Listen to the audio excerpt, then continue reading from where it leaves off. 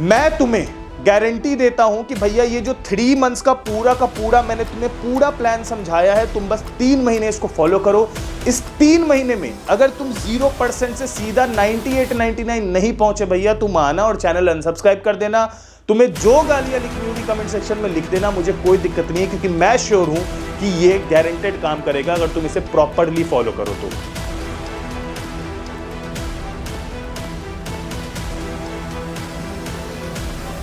मुझे पता है कि तुम क्लास 12 में हो और तुमने अपने कई सारे महीने ऑलरेडी बर्बाद कर दिए हैं, और आज की इस वीडियो में वो बातें होंगी कि कैसे अभी जीरो से अपन स्टार्ट करके प्रॉपर्ली बाउंस बैक कर सकते हैं, अपना बिगेस्ट एकेडमिक कमबैक ला सकते हैं, वो भी सिर्फ 3 महीने में। ये 3 महीने का प्लान एक नॉर्मल प्लान नहीं है। मैं बाकी भैया दीदी की तरह तुम्हें यहां पर आके 4 चीजें 50 चीजें ऐसी नहीं लिख दूंगा जो कि तुम्हारे लिए एप्लीकेबल ना हो, जिसपे तुम खड़े ना हो पाओ या फिर जो तुम काम ही ना कर पाओ।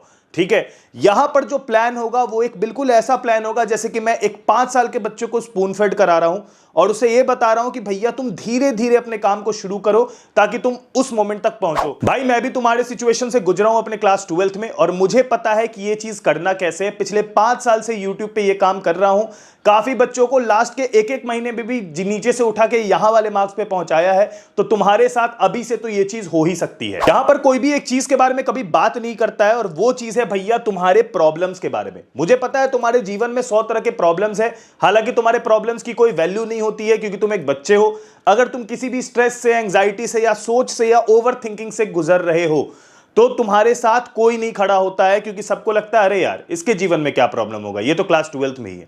ऐसा नहीं है। मुझे पता है कि तुम्हारे जीवन में भी 100 तरह के प्रॉब्लम्स होंगे, 100 तरह के सिचुएशंस होंगे। बहुत बार कोशिश करते होगे स्टार्ट करने की और नहीं कर पाते होंगे। जैसे कि अभी भी देखोगे तो बहुत सारे ऐसे बच्चे जो शुरू करना चाहते हैं बट कर नहीं पाते, और वो है भैया हमारे 25% बच्चे जो कि टाइम मैनेजमेंट नहीं कर पाते। ठीक है, ऑन दी अदर हैंड हमारे 35% ऐसे भी बच्चे हैं जिनको स्टडी का स्ट्रेस है। क्यों स्टडी स्ट्रेस क्यों है भैया? आप स्कूल भी जा रहे हो, आप कोचिंग भी जा रहे हो, उसके बाद घर आके भी आपको पढ़ने बोला जाता है। आप कैसे सब चीजें कोप अप करोगे? स्कूल में ये चैप्टर चल रहा है, कोचिंग में ये चैप्टर चल रहा है, दोनों मर्ज ही नहीं खा रहा। दोनों चीज साथ में पढ़ना, दोनों चीज समझना आना, दोनों तरफ से बैकलॉग्स बनना, इतना सारा स्ट्रेस ये मैनेज हो ही नहीं पाता है। और यही मेन इश्यू होता है हमारे स्टडी स्ट्रेस जिसको कहते हैं। बाकी के भाई 15% बच्चे जो हैं वो रिसोर्सेज से लैग कर रहे हैं। उनके पास रिसोर्सेज नहीं है पढ़ने के, ना उनके पास कोई प्रॉपर बैच है, ना उनके पास कोई प्रॉपर शेड्यूल है, और उनका तो प्रॉब्लम आज 100% सॉल्व करके जाऊंगा। साथ ही में 12% ऐसे बच्चे हैं जो प्रोक्रेस्टिनेट कर रहे हैं। हालांकि ये नंबर 99% हो सकता था एट दिस मोमेंट प्रोक्रेस्टिनेट वाला, लेकिन मैंने काफी बच्चों से बात करी। प्रोक्रेस्टिनेशन तब होता है जब आप ये सोचते हो कि 10 दिन बाद शुरू करेंगे। करना तो सब चाह रहे हैं आज से ही शुरू, लेकिन कर कोई नहीं पा रहा है, ये प्रॉब्लम है। इसलिए वो इन 3 कैटेगरीज में लाई कर जाते हैं। 5% ऐसे भी बच्चे थे जिनसे मैंने बात करी, उन्होंने बोला कि उनके कुछ हेल्थ इश्यूज चल रहे हैं जिस वजह से वो कोप अप नहीं कर पा रहे हैं। और 8% बच्चे तो भैया फियर ऑफ फेलियर से ही शुरू नहीं कर रहे हैं। उन्हें लग रहा अभी मैं स्टार्ट करूंगा, 2 दिन पढ़ूंगा, 2 दिन बाद उनको रिजल्ट नहीं आ रहा, या फिर उनसे कोई क्वेश्चन नहीं सॉल्व कर रहा, बंद करके साइड रख दे रहे। ठीक है, ये पूरी कैटेगरी, ये इतने सारे बच्चों से बात करने के बाद मैंने ये पाई चार्ट बनाया जिससे मुझे ये समझ आया है कि कौन किस कैटेगरी में लाए करता है।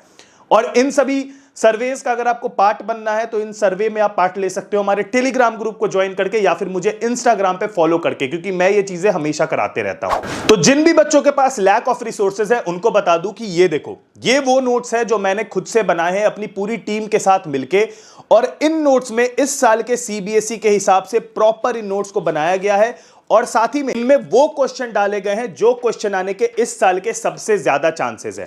ये वैसे क्वेश्चन है जो बहुत ज्यादा पूछे गए हैं और इस साल के कॉम्पिटेंसी पैटर्न से बिल्कुल बैठ रहे हैं। अब तुम्हारे मन में चल रहा होगा कि भैया ये नोट्स हमें भी दे दो। बिल्कुल दूंगा भाई। मैं तुम्हें बता दूं कि काफी बच्चों के पास ये नोट्स ऑलरेडी है। वेरी वेरी थैंक यू कि तुम लोगों में से 600 लोगों ने अभी तक इस पे ट्रस्ट किया है और सभी से अच्छे रिव्यूज आए हैं। मैं तुम्हें बता दूं, हम लोग तुम लोगों के लिए लेके आए हैं मैथ्स 99 और फिजिक्स 99। भैया मैथ्स 99 और फिजिक्स 99 में आपको मिलते हैं WTF ई बुक्स। अब ये क्या ई बुक्स है भैया? तो WTF का मतलब है वे टू फुल मार्क्स, जिसमें कि हम लोग तुम्हारे पूरे के पूरे सब्जेक्ट की नोट्स, जो कि हम लोग फिजिक्स में भी और मैथ्स में भी आपको पूरा फॉर्मूला शीट जो आपके क्वेश्चन में लगता है, अभी लिमिटेड टाइम ऑफर में हम इसमें तुम्हें क्वेश्चन बैंक भी फ्री दे रहे हैं। यानी कि 99 रुपीज में तुम्हें ना ही सिर्फ मेरे नोट्स मिल रहे हैं, बल्कि उसके साथ साथ तुम्हें क्वेश्चन बैंक्स भी मिल रहे हैं for both physics and maths. अब भैया इसको लेना कहां से? तो भैया इसको लेने के लिए तुम्हें कुछ नहीं करना, चुपचाप से डिस्क्रिप्शन में जाओ या फिर cafepedia.in सर्च करो, वहां पर जाओगे, होम पेज पे तुमको दोनों मिल जाएंगे और दोनों को तुम इजीली वहां से ले सकते हो। अभी यहां पर एक्सक्लूसिव 80% ऑफ चल रहा है, वो तुम लोगों के लिए है, स्टार्टिंग स्टूडेंट्स के लिए। तो अभी हमने टॉप 200 यानी इस वीडियो के बाद जो 200 बच्चे जाएंगे उनको हम लोग ये बिल्कुल ही 80% ऑफ में देंगे। तो जाओ और फटाफट इसको ग्रैब कर लो।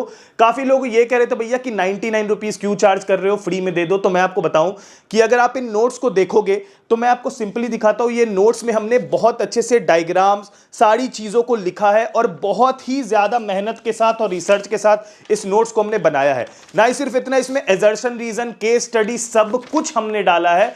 और ये आपको जनरली 700 से 800 रुपए का सिर्फ एक क्वेश्चन बैंक आता है और साथ ही में अगर आप ऑल इन वन लोगे तो 1100 रुपए का मिनिमम आता है। और इन दोनों चीज को हमने 99 का ही कर दिया है, जिसमें कि भाई मैं तुम्हें अगर जेन्युइन बताऊं तो हमारी पूरी टीम की सैलरीज और साथ ही में यहां पर हमारी प्लेटफॉर्म फीस, ये सब इसी से जाती है। ये एकदम 0% प्रॉफिट है फॉर मी। तो मैं ये बिल्कुल क्लियर कर देता हूं, इफ एनीबॉडी इज थिंकिंग कि 99 रुपीज में मैं लूट रहा हूं, भाई आप कहीं भी चले जाओ, 700-800 रुपए से कम आपको ये नहीं मिलने वाला।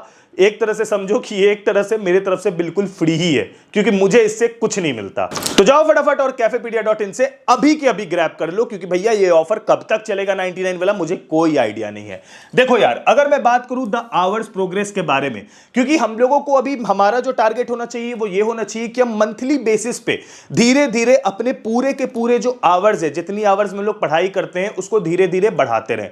बट इसको बढ़ा कैसे सकते हैं भैया? तुम्हारे दिमाग में ये चीजें आ रही होंगी। देखो यार, आवर्स को बढ़ाने के लिए ऑब्वियस सी बात है, स्टार्टिंग से मैं आपसे एक्सपेक्ट ही नहीं कर रहा कि आप 15 घंटे या 16 घंटे पढ़ो, क्योंकि उसकी रिक्वायरमेंट ही नहीं है। ठीक है, यहां पर आपको मैं बोल रहा हूं कि फर्स्ट मंथ में आप सभी सब्जेक्ट्स को मिला के, आपके पांचों सब्जेक्ट्स को मिला के मात्र 8 घंटे देना शुरू कर दो। अगर आप ये 8 घंटे भी देने के लिए रेडी हो तो आपका काम हो जाएगा। और नहीं भी दे पा रहे हो भाई, तुम 4 घंटे दो पहले महीने, ठीक है, लेकिन काम बराबर का करो। कैसे करना है मैं बताता हूं। 8 से हम लोग जंप करेंगे 10 घंटे पे और 10 घंटे से हम लोग जंप करेंगे सीधा 12 घंटे पे। अब तुम बोलोगे भैया ये कलर्स क्यों चेंज हुए? लाइक ये प्रोग्रेस तो दिख रहा है लेकिन कलर्स क्यों चेंज हुए? क्योंकि हमारा पहला मंथ जो है ना वो प्रॉपर हम लोगों का चला जाएगा in building our foundation. Foundation बनाने में तुम्हारा पहला मंथ पूरी तरीके से चला जाएगा। दूसरा मंथ हम लोगों का थोड़ा सा फाउंडेशन के साथ प्रैक्टिस भी ऐड अप हो जाएगा और साथ ही में तीसरे मंथ में हमारे पास रिवीजन का भी बहुत सारा लोड आ जाएगा।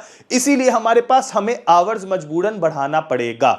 ठीक है, ये मैटर नहीं करता कि आप अभी 8 घंटे से शुरू करो, बल्कि मैं तो कह रहा हूं आप 4-5 घंटे भी पहले मंथ में पढ़ना शुरू करो दिन का, और उसको आप धीरे धीरे करके प्रोग्रेस करके आप धीरे धीरे उसे 15% या 20% से हर महीने बढ़ाओ।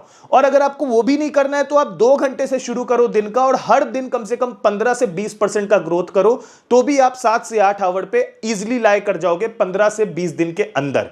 ठीक है, तो आप ये प्लान के साथ चलोगे, क्योंकि हमें मंथली यार आवर वाइज थोड़ा सा प्रोग्रेस करना पड़ेगा अगर हमें इस प्लान के साथ चलना है तो। नाउ द सेकंड थिंग, अब सीबीएसई की कुछ बिगेस्ट चेंजेस हुई है इस साल, जिसको तुम लोगों को, जिस वजह से भी तुम लोगों का थोड़ा सा टफ होने वाला है इस साल। ठीक है, सीबीएसई के जो मेजर चेंजेस है जिस वजह से तुम्हारा इस बार टफ हो जाएगा सिलेबस, वो ये है कि 40% कंपेटेंसी बेस्ड क्वेश्चन आता था, जो कि इस साल 50% हो जाएगा। ठीक है, एमसीक्यूज विल बी सेम, 20% ही चल रहा है। एंड मैं बता दूं, हमारे मैथ्स 99 और फिजिक्स 99 के क्वेश्चन बैंक्स में हमने एमसीक्यूज सारे ऐड कर दिए हैं, जो इस साल आने के सबसे ज्यादा चांसेस है। और अगर ट्रेडिशनली बताऊं मैं तुम्हें, तो ये जो है हमारा ये थ्योरेटिकल पार्ट है, यानी कि ट्रेडिशनल क्वेश्चंस, यानी वो क्वेश्चन जो हर साल आते हैं, थ्योरी का पार्ट है और बहुत ज्यादा दिखते हैं। क्योंकि कॉम्पिटेंसी बेस्ड आर बेसिकली ज्यादा सोचने वाली चीज, मतलब उसमें आपको थोड़ा दिमाग लगाना पड़ता है। हमने सारे के सारे कॉम्पिटेंसी बेस्ड क्वेश्चन अपने मैथ्स 99 और फिजिक्स 99 में ऑलरेडी डाल दिया है। हालांकि ट्रेडिशनल क्वेश्चंस 10% से घटे और कॉम्पिटेंसी 10% से बढ़े, और हमने इसी हिसाब से अपने क्वेश्चन बैंक को एडिट भी किया है और यही आपका पैटर्न होने भी वाला है। ठीक है, कॉम्पिटेंसी बेस्ड बढ़ने के कारण ही हम लोगों का जो ये पूरा का पूरा प्लान है, यानी कि हम लोग जो सब्जेक्ट वाइज टाइम अलॉटमेंट कर रहे हैं उसमें हमने थोड़े मोड़े चेंजेस किए हैं। कैसे? तो देखो भैया, सब्जेक्ट वाइज टाइम अलॉटमेंट में अगर आप देखोगे तो ये जो पार्ट आप देख रहे हो ये पार्ट है मैथमेटिक्स। अब मैथमेटिक्स भी हो सकता है अगर आप अकाउंटेंसी वगैरह पढ़ रहे हो या अगर आप किसी दूसरे क्लास में भी हो, तो 25% टाइम आपको इसको अलॉट करना है। अगर आपने प्लान किया है कि दिन के 4 घंटे पढ़ने हैं तो दिन के 4 घंटे में 1 घंटा पूरा मैथ्स को दे देना। तो तुम समझ जाओ कि तुम्हें अपने दिन के टाइमिंग को बढ़ाना पड़ेगा अगर तुम्हें मैथ्स में ज्यादा से ज्यादा जल्दी अपने सिलेबस को कंप्लीट करना है। हालांकि मैथ्स की अगर बात करें तो अगर तुम क्लास 12th में हो तो क्लास 12 मैथ्स के लेक्चर मेरे चैनल पे अपलोड हो रहे हैं। प्लेलिस्ट सेक्शन में जाना, मैंने वहां पर तुम्हारे लिए 1 शॉट लेक्चर्स डाले हैं with the most expected question of this year, जिसके आने के सबसे ज्यादा चांसेस है, तो उसको जरूर चेकआउट करना। और साथ ही में मैथमेटिक्स, फिजिक्स और केमिस्ट्री की सितंबर से आप कैसे स्टार्ट कर सकते हो। अगर आप ये वीडियो सितंबर में देख रहे हो तो उसकी मैंने प्लान डाली है, उसमें प्रॉपर और अच्छे से संक्षेप में बताया है कि कौन से चैप्टर को किस महीने में करना है, कौन से क्वेश्चन बनाने हैं उस चैप्टर के, तो उसको भी जाके चेकआउट करना। ठीक है, अब देखो मैथमेटिक्स में 25% देना है, फिजिक्स और केमिस्ट्री यानी कि फिजिक्स और केमिस्ट्री में आपको देना है 20% और इंग्लिश में आपको देना है 15%। और अगर आपके पास कोई ऑप्शनल सब्जेक्ट है जैसे कि पीएचई या फिर कुछ बच्चों का आईटी रहता है, कुछ बच्चों का हिंदी भी रहता है, तो आप उस अकॉर्डिंग अपने ऑप्शनल सब्जेक्ट को टाइम दोगे। जिन भी बच्चे का बायोलॉजी या फिर जिन भी बच्चों का कुछ ऐसा टफ वाला सब्जेक्ट है तभी आप 20% एलोकेट करना, नहीं तो आप बहुत से बहुत एलोकेट करना, तो 10% टाइम एलोकेट करना अगर पीएचई है तो। ठीक है, और वहां का जो 10% है आप उसको मैथ्स में प्लस कर देना सीधा सीधी। तो इससे आपका ये जो प्लान है सब्जेक्ट वाइज टाइम एलोकेशन है एकदम परफेक्ट हो जाएगा, क्योंकि भैया 20% टाइम इसको, 20% टाइम इसको, करीबन 35% इस पे आ जाएगा। अगर आपका पीएचई है तो 15% के लमसम इस पे आ जाएगा और 10% के लमसम इस पे आ जाएगा। तो ये प्लान अगर हर दिन का रहा, तुम भले ही भाई 3 घंटे पढ़ाई करो लेकिन उस 3 घंटे में इसको बांटो। इससे क्या होगा कि डिफरेंट सब्जेक्ट को आप कम समय तक पढ़ोगे तो आपका जो कंसंट्रेशन है और आपको जो मजा आ रहा होगा वो ज्यादा आ रहा होगा। समझ गए? क्योंकि भैया अगर आप सिर्फ मैथ्स पढ़ो एक दिन तब भी आप खप जाओगे। खप जाने का मतलब होता है टेंशन में और स्ट्रेस में आ जाना। फिजिक्स भी पढ़ोगे तब भी आप खपोगे, केमिस्ट्री में भी आप खप जाओगे। और इसी वजह से मैंने थोड़ा मिक्स कर दिया है कि ज्यादा नहीं, स्टार्टिंग में तुम 40 मिनट फिजिक्स पढ़ो, 40 मिनट केमिस्ट्री पढ़ो, बहुत से बहुत तुम पढ़ो तो 1 घंटे 20 मिनट तक ये पढ़ो या फिर 1 घंटे तक पढ़ो मैथ्स। ठीक है, थोड़ा सा टाइम देके 20-25 मिनट में इंग्लिश का एक 1 शॉट देखो और बहुत नहीं तो 20 मिनट देख के थोड़ा सा पीएचई पढ़ लो। स्टार्टिंग मंथ में यही रखेंगे, एकदम लो स्ट्रेस रखेंगे क्योंकि तुम्हारा काम बहुत आसान होते रहे। ठीक है, और यही मेरा टारगेट है। नाउ अब सब्जेक्ट वाइज प्लानिंग के बाद जो हम लोग नेक्स्ट चीज पे आएंगे तो ये है भैया आपका सेशन ब्रेकआउट। यानी कि अगर आप मैथ्स भी पढ़ रहे हो, लेट सपोज तुम मैथ्स पढ़ रहे हो और तुम 1 आवर का टाइम उसमें दे रहे हो। ठीक है, 1 आवर का टाइम, तो मैथ्स के 1 आवर के टाइम में तुम्हारा 30% टाइम जो जाएगा वो जाएगा तुम्हारा प्रॉब्लम सॉल्विंग में। किस में जाएगा? प्रॉब्लम सॉल्विंग में। उसके बाद तुम्हारा थ्योरी स्टडी में 40% जाएगा, जो कि तुम्हारा जाएगा बेसिकली लेक्चर्स में या फिर 1 शॉट जो तुम देखोगे उसमें। ठीक है, अब ये जो है ये फिजिक्स जैसे सब्जेक्ट के लिए, केमिस्ट्री जैसे सब्जेक्ट के लिए टोटली एप्लीकेबल होगा। क्या होगा? Totally applicable. बट मैथ्स जैसे सब्जेक्ट में इसमें आपका जो ये है थ्योरी स्टडी वो 30% हो जाएगा और प्रॉब्लम सॉल्विंग 40% हो जाएगा, क्योंकि obviously it's all about solving. ठीक है, 20% टाइम आपको रिवीजन में देना चाहिए अपने पूरे उसमें, कि आपने अगर पूरे की पूरी थ्योरी देखी है, क्या क्या चीजें समझ आई, एक बार आप रिसाइट कीजिए, देखिए क्या क्या चीजें समझ आई, क्या क्या चीजें आपने अपने अंदर ली है, और उसको आप 20% का टाइम दीजिए। और 10% टाइम मॉक टेस्ट में भी देना चाहिए हर स्टडी सेशन में। अब तुम बोलोगे भैया ये मॉक टेस्ट कहां से दूं? तो देखो यार, मॉक टेस्ट की कोई दिक्कत नहीं है, कैफेपीडिया.in पे जल्दी ही अपलोड कर देंगे, जाके वहां से तुम देख लेना। लेकिन मॉक टेस्ट की अगर हम लोग यहां पर बात करें तो बेसिकली कुछ ऐसे क्वेश्चंस उठा लेना प्रीवियस ईयर क्वेश्चन के 2 से 3 मैक्स, और उसको सॉल्व करके देखना कि आज वाला जो कॉन्सेप्ट पढ़ा उससे जो क्वेश्चंस बनाए क्या उससे मैं पीवाईक्यू सॉल्व कर पा रहा हूं या नहीं। अगर नहीं कर पा रहे हो तो देखो कि कौन सा पॉइंट है जहां पर लैक हो रहा है। इससे तुम डेली बेसिस पे जब अपने आप को एग्जामिन करते रहोगे तो तुम्हारे लिए चीजें काफी ज्यादा आसान हो जाएगी। ये चीज याद रखना। ठीक है, आगे अगर आएंगे तो इसको तुम पूरी तरीके से सब्जेक्ट वाइज बांट लेना। ठीक है, now the main thing will be भैया 3 मंथ्स का प्रोग्रेस प्लान क्या होगा। मैं तुम्हें गारंटी देता हूं कि भैया ये जो 3 मंथ्स का पूरा मैंने तुम्हें पूरा प्लान समझाया है, तुम बस 3 महीने इसको फॉलो करो। इस 3 महीने में अगर तुम 0% से सीधा 98-99 नहीं पहुंचे भैया, तुम आना और चैनल अनसब्सक्राइब कर देना। तुम्हें जो गालियां लिखनी होगी कमेंट सेक्शन में लिख देना, मुझे कोई दिक्कत नहीं है, क्योंकि मैं श्योर हूं कि ये गारंटेड काम करेगा अगर तुम इसे प्रॉपरली फॉलो करो तो। देखो यार, अब यहां पर अगर तुम टाइम पीरियड पे आओगे तो देखो सिंपल है, 3 मंथ्स का प्रोग्रेस प्लान में हमने ग्रीन वाला पार्ट रिवीजन को दिया है, रेड प्रैक्टिस को और ब्लू सिलेबस को। ठीक है, अब स्टार्टिंग ऑफ द पीरियड में हमारा मेन टारगेट होना चाहिए कि हम सिलेबस को कंप्लीट कर रहे हैं ज्यादा तेजी से। ठीक है, और हमारा जो प्रैक्टिस होगा वो कम होगा, रिवीजन 20% होगा। लेकिन अगर तुम गौर करोगे तो रिवीजन तीनों महीने में, सेकंड मंथ में थोड़ा बड़ा, थर्ड मंथ में आधा से ज्यादा पोर्शन रिवीजन का है। क्यों?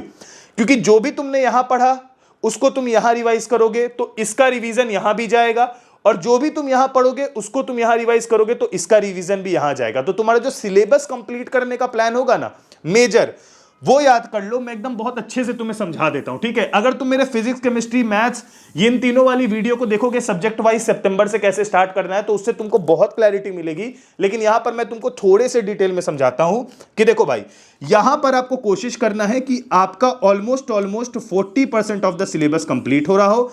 यहां पर आपको करना है कि 35% कंप्लीट हो रहा हो, और रेस्ट जो 25% है वो यहां कंप्लीट हो रहा हो। अब भैया आपने ऐसा क्यों बोला? क्योंकि ये जो 25% है ये वो हार्ड पोर्शन है। ठीक है, हार्ड पोर्शन, और इसके अलावा ये जो है ये प्रॉपर इजी पोर्शन होना चाहिए, और ये प्रॉपर मीडियम लेवल का पोर्शन होना चाहिए। तो अगर तुम नॉर्मल से भी अपने डिस्ट्रीब्यूशन करोगे तो 20 से 25% से ज्यादा हार्ड नहीं है, और यही 20% से 80% क्वेश्चन बनते हैं। लास्ट में सिर्फ इसीलिए रखा है ताकि तुम्हारे लिए चीजें आसान हो। ये दोनों फेज में तुम इतने ज्यादा स्ट्रांग बन जाओगे, तुमको इतने अच्छे से पढ़ने आ जाएगा कि तुमको ये कैप्चर करना बहुत आसान हो जाएगा। इसीलिए मैं ये चीज बोल रहा हूं, समझ गए? तो अपना कोशिश करना कि पहले मंथ में भैया आप अपना अराउंड 60% टाइम चैप्टर को पढ़ने में बिताना, अराउंड उसके अलावा 20% टाइम या फिर 25% टाइम आप उसके प्रैक्टिस में बिताना जिसमें आप क्वेश्चंस करना, और 15 से 20% टाइम रिवीजन में देना। सेम यहां पर आप क्या करना कि 40% के लमसम आप इधर देना, करीबन 50% प्रैक्टिस पे देना, और 10 से 20% रिवीजन पे देना। इसको आप अपने हिसाब से चेंज कर सकते हो एज पर द रिक्वायरमेंट। हो सकता है सब्जेक्ट में प्रैक्टिस ज्यादा लग रही हो, प्रैक्टिस को बढ़ा लेना। ये टोटली मोल्ड कर सकते हो अपने अकॉर्डिंग, क्योंकि लास्ट मोमेंट में रिवीजन बहुत ज्यादा होगी, इसलिए सिलेबस को फास्ट बेसिस पे कंप्लीट करते चलेंगे। मुझे नहीं पता कि आज तक एकेडमिकली तुमने अपने पेरेंट्स को कितना प्राउड किया है या फिर कितना नीचा दिखाया है। ठीक है, एकदम स्ट्रेट बात। लेकिन मुझे इतना पता है कि इस साल अगर स्पेशली तुम 12th क्लास में हो तो तुम्हें यह टारगेट बैठाना चाहिए अपने मन में कि मैं इतने अच्छे तरीके से पढ़ाई करूं कि इसके बाद का जो प्रोसेस है, कॉलेज का प्रोसेस, उसमें मेरे माँ बाप को कोई परेशानी नहीं आनी चाहिए। यानी मैं इतना अच्छा स्कोर करूं कि या तो मैं मेरिट से क्लियर कर लूं, या तो मैं इतनी अच्छी पढ़ाई करूं कि कॉम्पिटिटिव एग्जाम को भी मैं इजीली टैकल कर लूं। क्योंकि अगर एट द एंड ये मोमेंट आ जाता है कि तुम्हें ग्रेजुएशन में कोई बढ़िया कॉलेज नहीं मिल रहा है ड्यू टू योर मार्क्स, तो उस समय तुमसे ज्यादा अगर कोई सफर करेगा तो वो तुम्हारे पेरेंट्स होंगे। मुझे पता है क्लास 12th का सिलेबस तुम्हारे लिए उतना मैटर नहीं करता होगा, इसका स्कोर भी उतना मैटर नहीं करता होगा। हो सकता है तुम्हारे अंदर कई तरह के टैलेंट हो, कई तरह की चीजें हो, लेकिन जो चीज यहां पर एक्चुअल मैटर करती है ना, वो मैटर करते हो तुम। इसीलिए कोशिश करना कि मेरे लिए नहीं लेकिन अपने माँ बाप के लिए ये चीज जरूर करना, क्योंकि उनके लिए अगर तुम ये कर दोगे ना तो वो इतने खुश हो जाएंगे कि तुम्हें लगेगा कि ये 3 महीने की मेहनत मेरे लिए पूरा काम कर गई। और भाई तुम्हें भी पता है, मुझे भी पता है, मम्मी पापा की खुशी से ज्यादा कोई भी चीजें हमें सेटिस्फाई कभी नहीं कर सकती। समझ गए? मुझे पता है तुम्हें ये वीडियो से थोड़ी क्लैरिटी मिली होगी, तुम चीजों को करने के लिए, शुरुआत करने के लिए आगे बढ़ रहे होगे। तो जाना नीचे कमेंट सेक्शन में अपना नाम and I accept the challenge जरूर कमेंट करना। मुझे 1000 बच्चे भी अगर ये कमेंट कर देंगे तो मेरे से ज्यादा खुश कोई नहीं है। ठीक है, तब तक के लिए अपना ख्याल रखना। Bye bye, take care and peace. जय हिंद, वंदे मातरम।